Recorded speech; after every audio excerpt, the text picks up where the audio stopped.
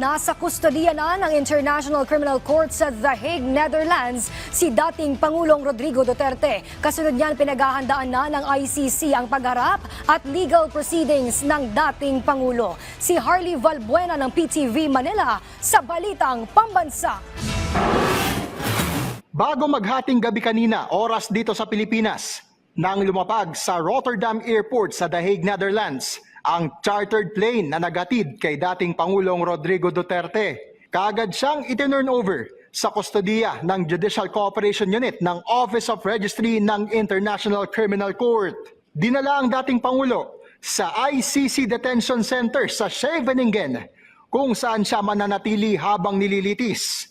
Ayon kay ICC Prosecutor Karim Khan, dahil nasa kustodiya na ng ICC si Duterte, masisimula na ang sunod na yugto ng paglilitis kaugnay ng kinaharap niyang kasong crimes against humanity. It's important to underline as we now start a new stage of proceedings that Mr. Duterte is presumed innocent. He will make his initial appearance before the court soon, and the focus of the office is on the judicial proceedings and on proving its case before the judges of the International Criminal Court.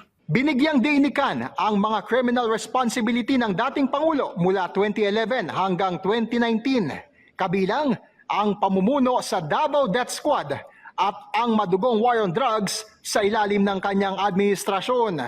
And in issuing the warrant, the judges have found reasonable grounds to believe that Mr. Duterte has committed the crime of murder as the founder, as the head of the so-called Davao Death Squad, as the mayor of Davao City, and then later as the president of the Philippines. Pinuri naman ng ICC prosecutor ang pagkakaaresto sa dating Pangulo na mahalaga, hindi lamang umano sa ICC kundi maging sa mga biktima ng war on drugs. Alinsunod naman sa utos ng Department of Foreign Affairs, ang dating Pangulo ay inalalayan ng mga kawani ng Philippine Embassy sa The Hague.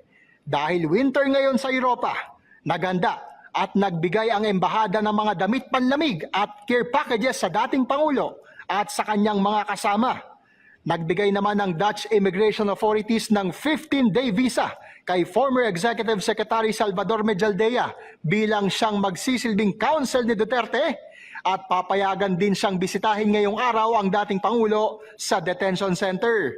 2-day visa naman ang ipinagkaloob sa kanyang nurse at aide. Ibinigay din ng ICC sa dating Pangulo ang mga pangalan at contact numbers ng mga opisyal ng Philippine Embassy sakaling mga ilangan nito ng consular assistance.